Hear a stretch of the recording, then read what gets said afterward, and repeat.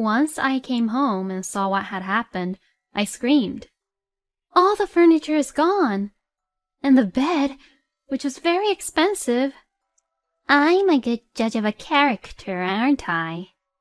I felt my blood boil when I saw my mother-in-law, Lisa, smile as she said that. Lisa, did you perhaps— Yes, I had to have it removed because I wanted to use them in my house. Well, I had no choice but to do this. I hate the fact that you, a part-time wife, are a parasite, living off of my son and living in such a nice, luxury apartment. My son is the only reason that you are able to live here. So, don't you dare disobey me as I am his mother. I will make him divorce you if you get too annoying. Always remember that. Hearing this, I said this to Lisa, who was mocking me, while trembling. What have you done? What? This is not my house. All the furniture is not mine either. Huh? My name is Jane. Mark and I have been dating since we met in the tennis club, which we belonged to when we were students. He had always been that kind of person who loves to live large amongst the class compared to those around him, and he often gave me gifts in which I told him that I wanted it casually, on ordinary days that were not even my birthday. I just wanted to see your happy face, Jane, so that's why I bought it for you. Seeing him smile and say something like that made me like him even more. We graduated from college and got married. We were the first among our friends to have a wedding, and it was celebrated with all of our friends, and I was having the happiest time of my life. Mark and I had been working for a company, but he had asked me if I would quit my job when we got married. As your husband, I want to work and support you, Jane. And I want you, Jane, to take care of the house. And when I come back home, I want you to welcome me back home. Thinking about nowadays, I thought that his idea might be old-fashioned, but I didn't mind being a full-time housewife either. Besides, when I first got married, I had yearned for that kind of typical new wife life.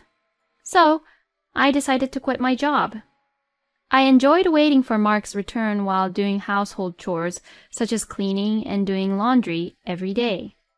But no matter how serious I was about cleaning, given the size of the apartment, I still had a lot of free time on my hands. The two of us now live in a normal-sized rental apartment. Mark, who likes to live large, was not that happy about it. But I asked him to respect my opinion that if he was the only one who was going to work, I didn't want us to spend too much money, so we chose the apartment which we live in now. For Mark, who has always worn nice clothes and watches, this apartment might be a little small for him. But I really liked it because it was our first apartment together, even though it was small.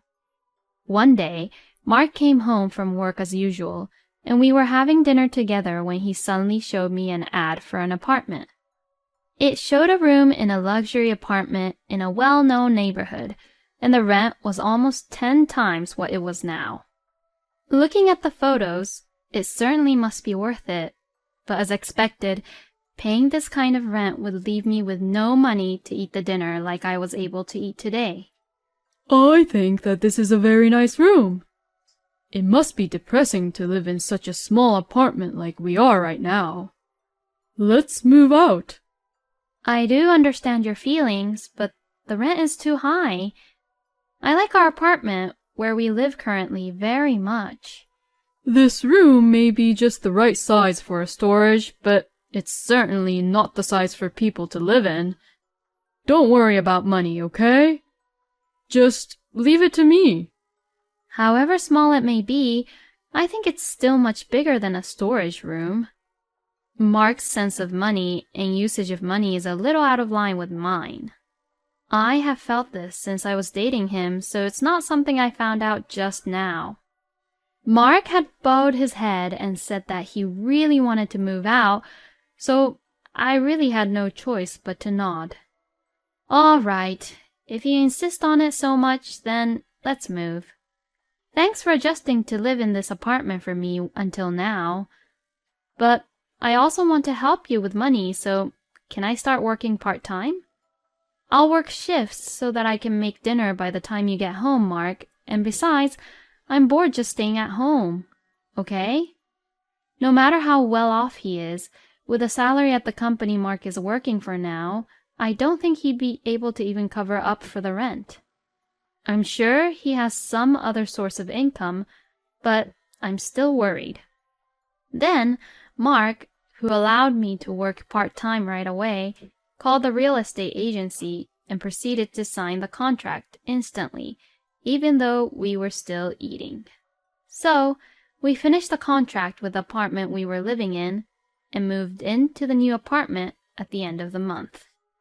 We moved everything we had in the previous apartment so far, but we still had a few rooms available. At first, I was intimidated by the expensive rent price, but my eyes lit up at the size and comfort of the room, and I was excited about my future life. A little later, my mother-in-law Lisa, who lived far away, came over for a visit. I didn't really like Lisa very much. Right after our engagement, Lisa had always been cold towards me. I wonder she's like that because her only son was taken away from her. On the day she came over for a visit, Lisa, who has always been stingy with me over trivial things, was still looking at me as if I was her enemy. You've just moved into a nice apartment, but the way you clean up is not good at all. In fact, it's pretty messy around here. I know you've only lived in a small apartment before, but I feel sorry for my son with such a messy room. You are his wife, but you can't even clean around the room properly? Just like those mother-in-laws in a TV drama, she traced her fingers on the window sashes to check for dust, and snuck into the kitchen to look at inside of the fridge as if it was her own apartment. Oh, by the way, I heard you started working a part-time job. My son told me. I heard that you're working many hours a day for only a few $100s. It seems like you're wasting a lot of time. What are you even thinking? I can't really understand you. Why don't you go to a beauty salon and try to be beautiful for your husband? You are so strange, aren't you? Oh, so this was where Mark's financial sense was inherited from. It was from his parents. Of course, if I had money, I would have already went to a beauty salon and also bought a lot of cute clothes. But I can't depend on Mark's salary forever. And I want to spend my own money on my own luxuries. I could only smile fondly at Lisa's words, since she and I couldn't really understand each other. When I talked to Mark about it, he just laughed and played along, but he wasn't really on my side. Little by little, my frustration kept on building up in my heart. Then, Lisa came to visit me at the apartment many times and repeatedly bullied me, and kept on boasting about how financially well off she was compared to us. At first, it was funny to see how she kept on coming over after when we had moved to a better apartment, when she didn't come over to visit us at our previous apartment at all. But I couldn't really stand her anymore, since she came over so frequently. When I told Lisa that she had been coming here too often recently, she turned red and screamed. I'm Mark's mother, you know. And this is Mark's apartment. Then there is nothing strange about me being here, is there? It's rather strange for a poor person like you to be here. I passed by your neighbor a while ago, and she was a very nice and classy lady. Unlike you, of course. I was so embarrassed. I was so embarrassed that someone like you was my son's wife, not a wife like her. Lisa's sermon continued into the night and finally ended when Mark returned home. I'm sorry, Mark. I didn't even have any time to prepare dinner, so can you order something? I'm going outside to take a little break for a while. Huh? No dinner? What have you been doing this whole day today? Mom came here because she was worried about you, Jane, so you should be taking care of her. I'm going to spend the night out today. There was a cheap and comfortable hotel in the neighborhood. Mark saw my exhausted face but showed no signs of worry. And Lisa only uses me to relieve her own exasperation until the sun goes down. I had no place to rest my mind and heart. Mark, without paying any attention to me, started talking with Lisa about ordering food. And with that, I ran out of the house. The next day, at around noon, I came back home. When I looked at the front door, Mark and Lisa's shoes were gone. It seems like Lisa had gone home. I was prepared to hear Lisa's sarcastic voice again. So I was a little relieved, but I couldn't believe my eyes when I went straight into the bedroom. The bed that had been in the bedroom was gone. I thought that a thief had stole it, but nothing else had been taken, and no one would steal that much, no matter how expensive the bed was. I decided to call Lisa and ask her about the bed. Lisa seemed unconcerned and said that she had taken it home with her. What? You have something to say about that? For someone like you, that bed was too luxurious for your taste, right? So that's why I got it. It was still clean too anyways. You can look forward on using the second-hand mattress that I'm going to give to you later on. It's a little torn, but I think it's just right for you. Lisa was smiling at me on the other end of the phone, and I lost my patience. To Lisa, who has been looking down on me forever and ever, I replied with a big smile saying this. Oh, I don't need it. Why don't you dispose of that garbage by yourself? Besides, you took someone else's property without any permission, and you didn't even apologize. What? You're being so arrogant and cocky. You've always had a habit of looking down on people like that, haven't you? That's why people hate you. Don't you get told often that you're miserable? Say as much as you want, but I'll have my bed back soon. As I've been saying, your things belong to Mark. As long as Mark doesn't say no, I'm free to use them whenever I want to. That bed is not ours, Lisa. At my words, Lisa was silent for a moment.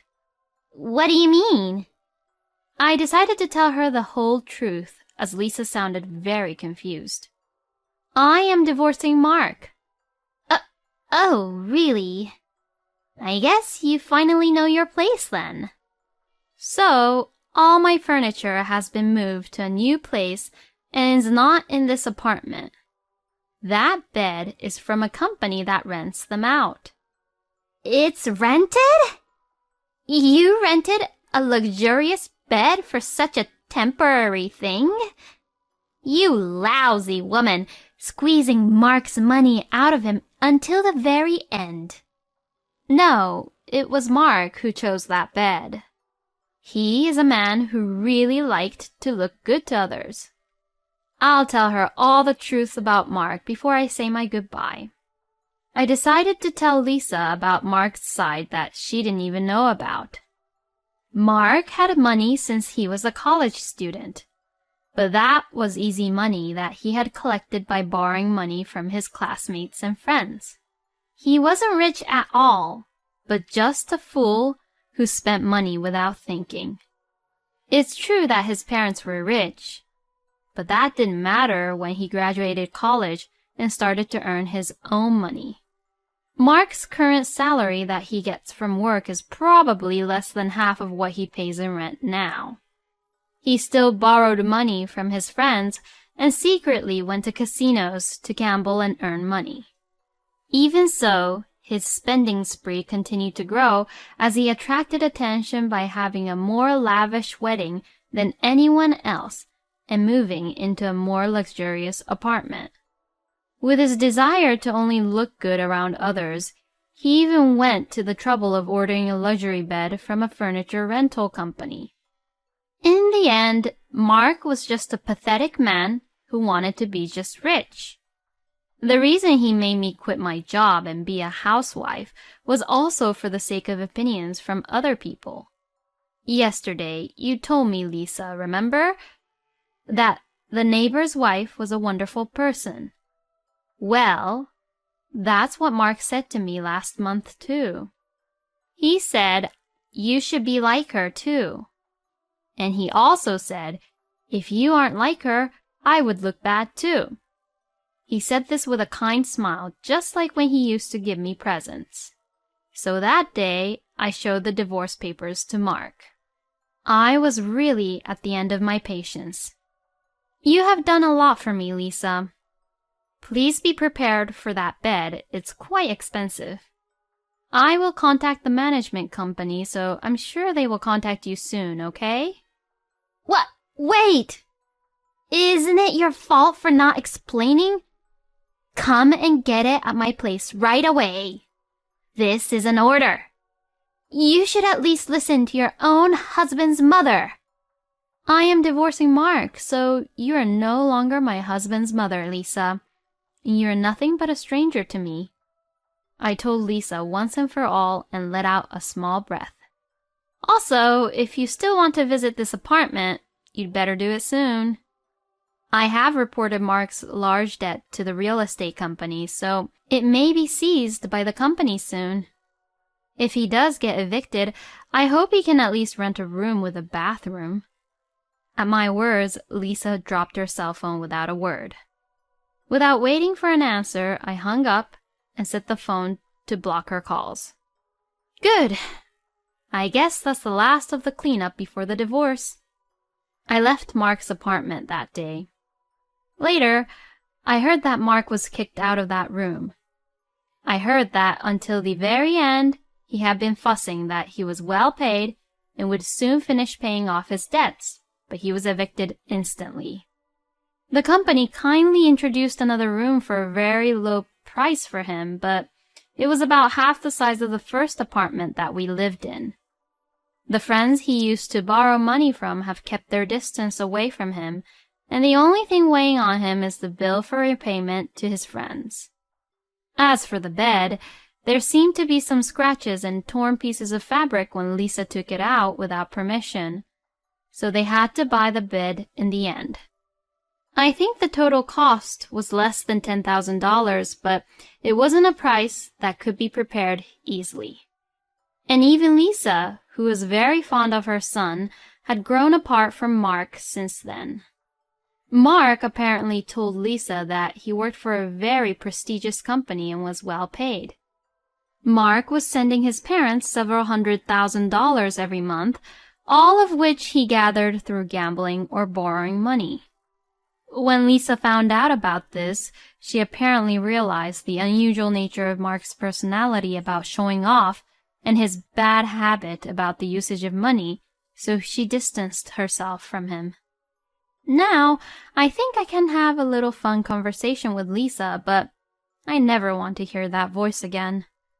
Mark will probably lead a lonely life in a small room by himself, abandoned by his parents and his friends. I was alone in the small room I had moved into and stroked the small cactus I had placed by the window. I have no money now because I only work part-time, but I will start working again and save up some money. I didn't have to look good, and I would be able to live a full life with myself. I was relieved to know that I had my own freedom and that I could live with a cactus in my room, even if it wasn't a luxury apartment. I'm still glad that I took action, even though a lot had happened in a few days. I think I will get some delivery today. It's a bit of a luxury, but oh well. Such a small luxury is what true happiness is all about. With this in mind, I was excited to choose which delivery to order.